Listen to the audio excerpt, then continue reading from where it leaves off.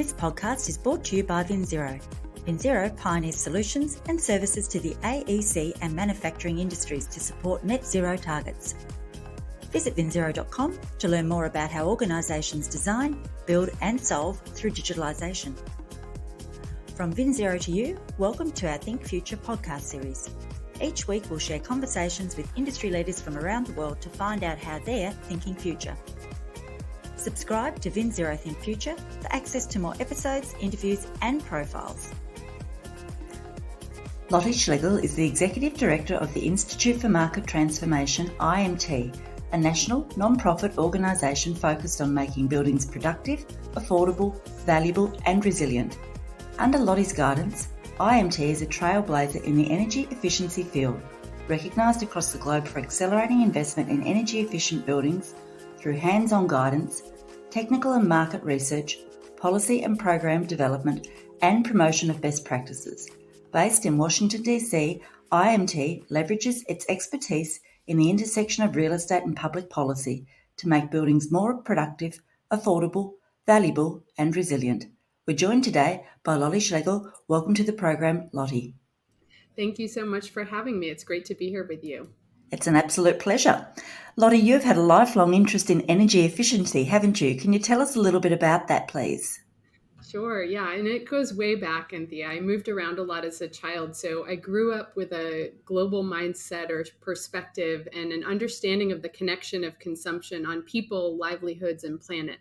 And I think that's what brought me to work in the built environment more than anything else. Was when I was really, really young. I lived in the UK and I was raised in part by my grandparents who grew up during the Depression in a coal mining town in Wales. And my grandfather actually retired from a job operating the electric grid in a part of the country where we lived, which was powered all by coal-fired power plants. And he was the first person who taught me about energy efficiency. I remember him showing me a light bulb and telling me stories about relatives who had black lung or risked their lives in coal mines and running over the slag heaps when he was a boy to try and find coal for them to cook on. So somehow he really cemented that connection for me between the energy that we use with our health, the environment, and people's livelihoods. And later in my career, I came back to that foundation. I lived off the grid on solar and water power during a time when I was working in conservation and ecotourism. And then I made a conscious switch to focus directly on energy. And I went to work at the State of Maine Public Utilities Commission, which, for those of you who don't know, regulates utility companies and how they invest in and price things like energy or internet and water. And that has implications for buildings. So I learned about policy and its connection to business and to people in the community. And at the time that I worked there, the oil prices were sky high and many Mainers were struggling with heating costs. And so the Public Utilities Commission also ran energy efficiency programs. And I was able to learn a bit about buildings and understand that they're responsible for a third of our energy and carbon emissions. So suffice it to say, I went on to get my MBA and to focus on the business side. I worked for a company that ran energy efficiency and demand response programs. And then I came to IMT, which is a nonprofit organization that looks for opportunities for systemic change impacting our buildings at the intersection of business, government, and community. Wow, that's quite a background, Lotte. And it's interesting to hear at the start of your career, so much of what was driving conversation was the price of oil and the cost of heating and energy in general. And here we are again now in 2022 having the same conversations. So it sounds like IMT is a great fit for you. Tell us about the vision for IMT. Yeah, at IMT, we recognize that climate change is here and the impacts are being borne most starkly by communities of color and people who live near industrial sites, people without a lot of resources, and the elderly. And in the United States, centuries of policy and business practices have segregated people into unequally resourced buildings and communities with very different vulnerabilities. And now we need to combine that with the impacts of climate change. So we need air conditioning where we didn't need it before, for example, or the air quality concerns are different than they were before. And while our knowledge of how to build and renovate buildings to address this is there, our policy and business norms have not caught up to those realities. So our vision is that we can change our basic business practices of how we design, build, and operate our buildings so that they reduce harmful pollution and positively transform our physical, social, and economic well-being. That makes a lot of sense. So, what role do IMT play when it comes to transforming buildings to better serve people and communities? Yeah, at IMT, we work on driving demand for better buildings through policy, codes, business sector engagement, community engagement, and utility engagement. So many building developers or owners already have a business case for better buildings, and often that's tied to environmental, social, governance, or ESG goals or operational savings. And that business case is for really efficient, healthy buildings. But for others, they'll be motivated to improve buildings because investors, buyers, or tenants ask for better buildings, or because policy requires it. So IMT works on strengthening those signals. And we do that specifically by co-designing policy to improve existing buildings. We work to bring community and governments together to understand their current priorities and match community needs with government's buildings goals. And we provide policy design and implementation support. We advocate for stronger model energy codes, specifically the International Energy Conservation Code. And we work to make it easier for people and businesses to take action to improve buildings. For example, if you don't own the building, but you rent, how can you work with your landlord to improve the building? We have specific guidance for landlords and tenants to work together. Or as an example of how we support community organizations to take action, we provide support for those who are advocating for energy efficiency and clean energy with their utilities or their public utilities commissions. So those are some examples of the work that we do. There certainly seems to be an increased amount of policy activity directed at buildings today. Why is it that buildings matter so much? Well, buildings are not just kind of walls and equipment. They're the places where we live, work, shop, and socialize. And 74% of our electricity consumption in the US and 1/3 of our national greenhouse gas emissions comes from buildings. So we cannot hit our climate action goals without addressing buildings. As another example, fewer than 2% of our schools and workplaces and fewer than 1% of our homes get any sort of energy-related renovation in any given year. And at that pace, it's going to take decades to make buildings that are low pollution and that will protect people even when there are power outages or heat waves. So I think there's an opportunity to really improve people's lives. So we can also prioritize investment in buildings that shelter our most vulnerable citizens. And if we were to renovate more buildings faster so that they better protect us given the changing climate, we could also see local job growth for people who install equipment, for example. And renovating buildings also creates a business opportunity as well. We can make improvements in buildings in ways that can actually be good for business by reducing operating costs, for example. You touched on an interesting point there about how buildings can improve people's lives. In fact, we recently had Jason Hartke on the program from the International World Building Institute, and we talked about the fact we spend 90% of our lives living in buildings. In fact, Jason said that our physical and social environments, all the places and spaces where we spend our time, have a greater bearing on our state of health than our lifestyle, our behaviours, our access to healthcare, and even our genetics combined. Indeed, it's remarkable if you think about how much time we spend in buildings and how we really rely on our buildings during a heat wave to protect us, for example, right? And it really does. They really do have a huge impact on health, and a lot of the statistics play that out. Where if there's a multiplier effect. For example, people who are exposed to heat, if they're working outside in the fields or if they're working in a hot warehouse, if they're coming home to a building that isn't sufficiently cooled, those health outcomes are amplified for folks. So they really do matter a lot when it comes to supporting our well-being.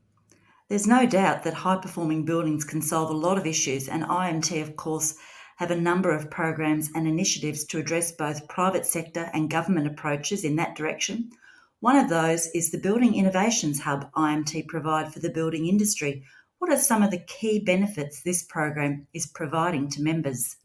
Yeah, so there's a great set of people who work on buildings. They work to design, build, operate, or upgrade buildings. Many of these people already know how to make buildings better, but not all. So through our Building Innovation Hub work in DC and through similar entities elsewhere, we're able to connect the dots for people to support building owners who don't know where to start or building industry members who want to learn how to make better buildings. So this is particularly important in places that have building upgrade policies, like in the US, building performance standards for existing buildings, as many people will need to come into compliance with regulation. So the key activities of these hubs include helping building owners understand what legislation requires of them and how to take action, helping the local industry to understand how to respond to those kind of larger trends, helping people figure out how to finance upgrades, providing guidance and education on how to use more equitable procurement practices, and then connecting people with trusted vendors, like knowing these people can help you meet your building reduction goals. So we've actually formed something that we call our Building Performance Partnership with an organization called Building Energy Exchange, which is based in New York City, to support the creation and operation of local resource hubs in other cities as well, alongside local partners, because we do believe that better buildings are for everybody. Better buildings certainly sound like they are better for everybody, and green leasing has had a record-breaking year for commercial properties. What's been the driver behind this upward trend? Yeah, so in the US, about 30% of our buildings are leased, and the majority of the energy use, often about 70%, comes from tenants.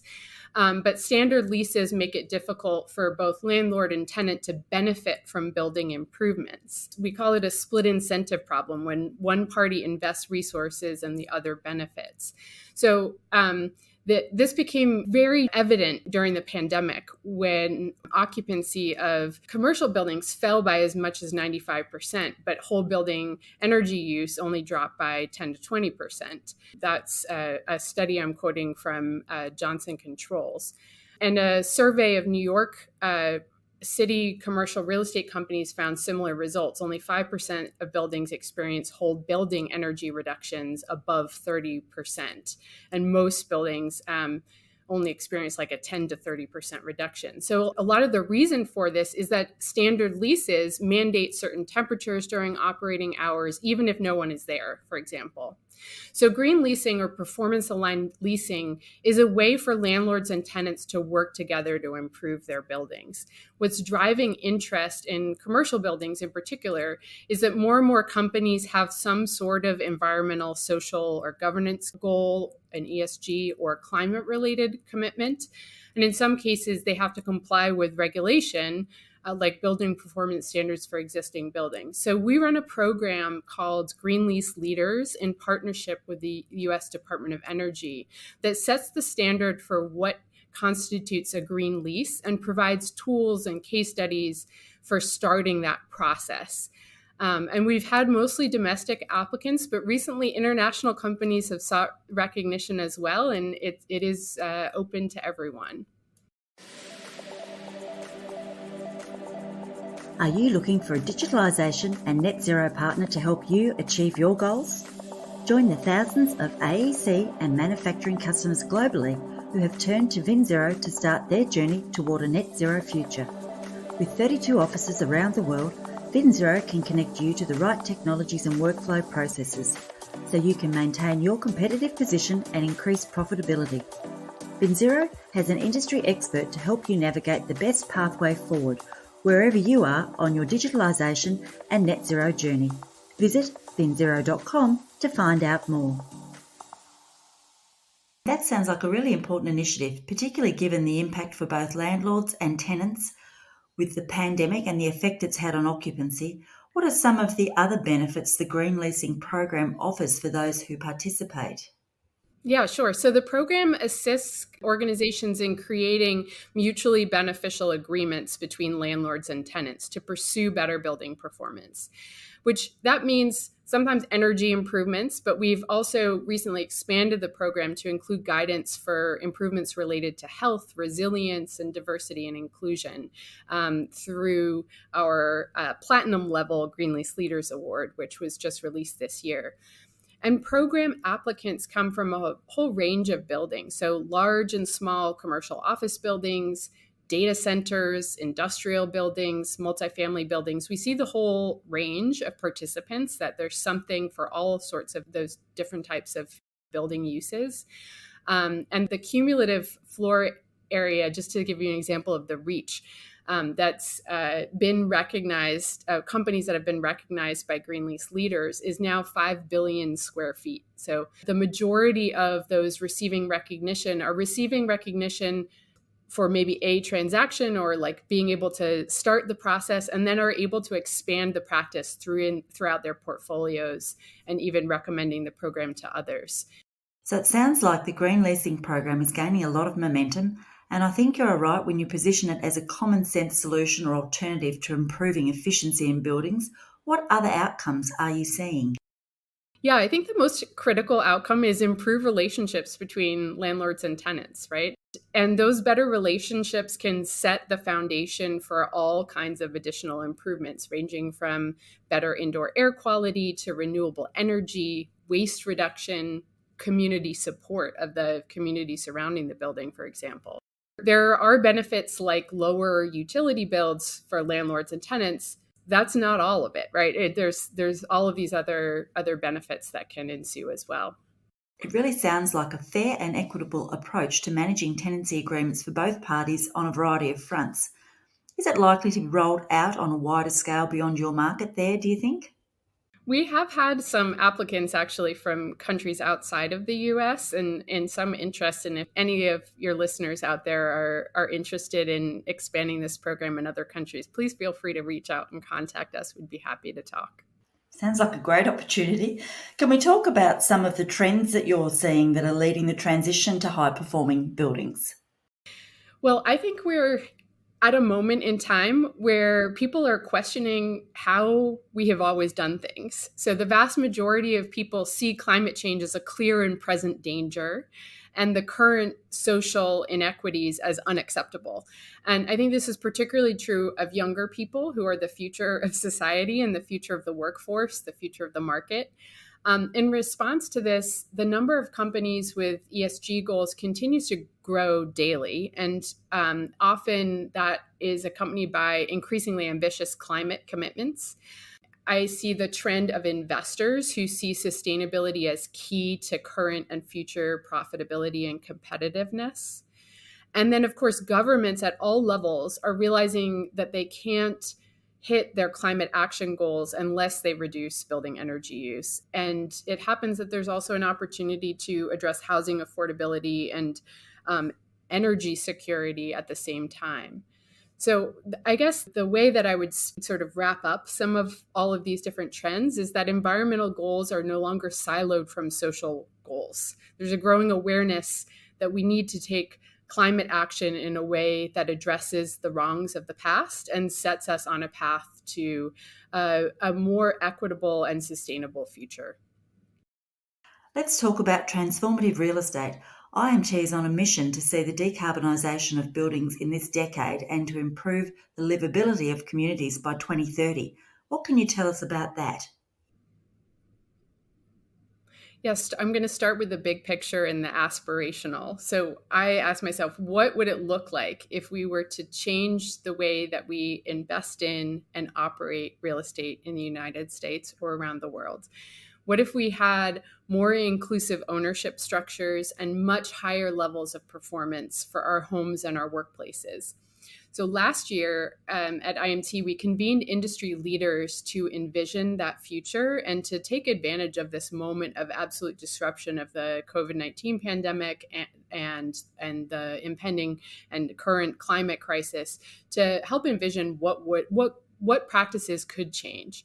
And what they developed was a set of 10 principles for the transformation of real estate to look at aspects of buildings' climate performance, building health, procurement, and ownership practices to be comprehensive about the kinds of principles and practices that companies would need to adopt to have truly inclusive, high-performing buildings in alignment with ESG goals. So to give you an example, the first of the 10 principles is around increasing opportunity. So a business practice of hiring local small businesses, especially those owned and operated by people of color.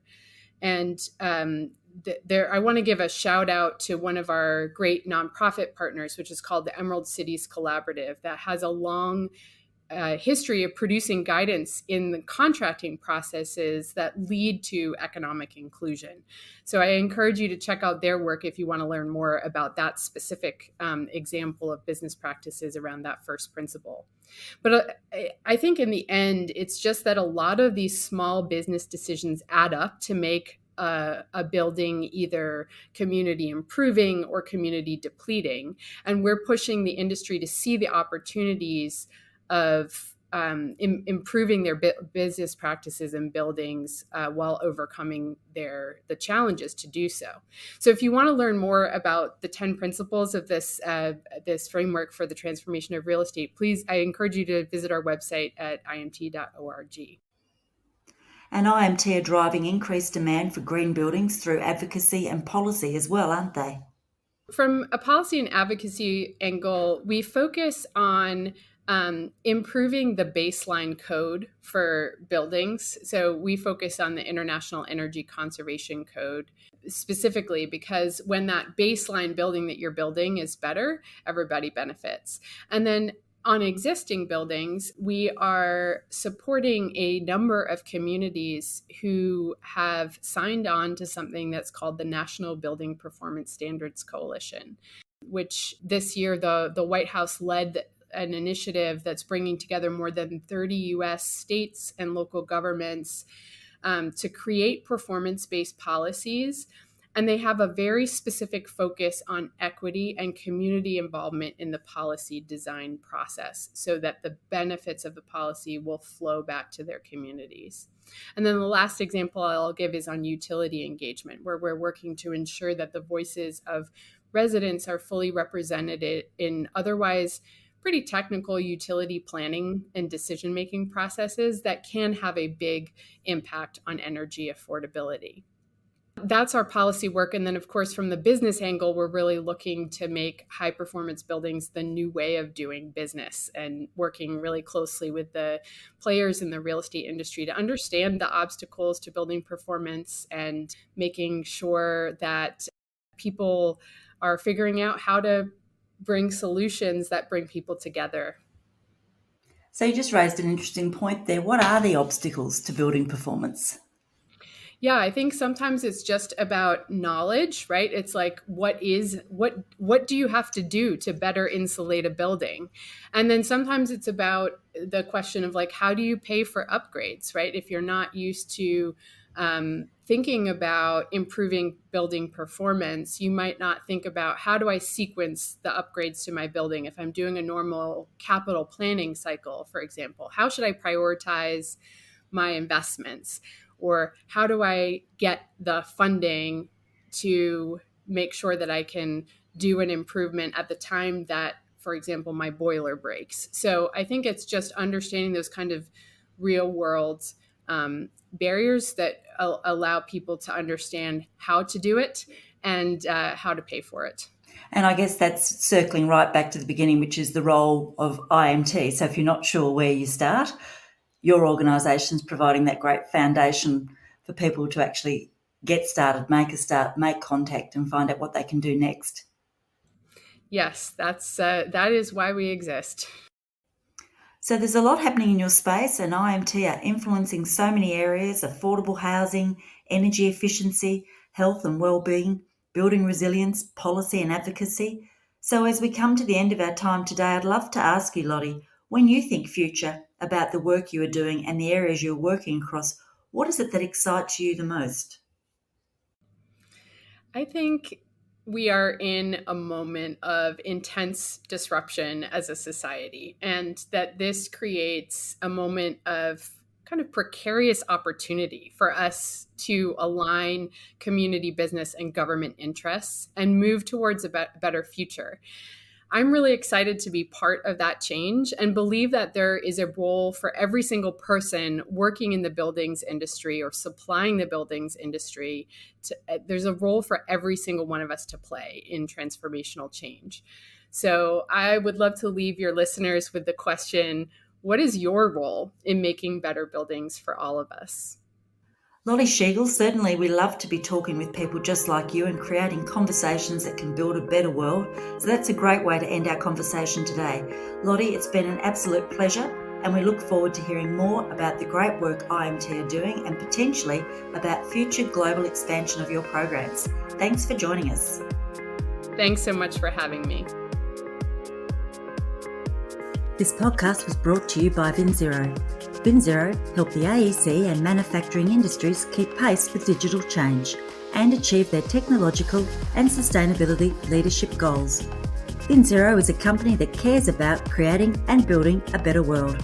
Together, we are working with industry and environmental experts, providing forums and platforms through our VinZero Think community to create conversations that matter to our future generations. We invite you to join in the conversation and participate in our Think community. Like and subscribe to Think Future to stay up to date with the latest innovations and conversations as we take AEC and manufacturing around the world closer to zero. You can download our podcasts at vinzero.com or from your favourite podcast platform. From VinZero Think Future, thanks for listening.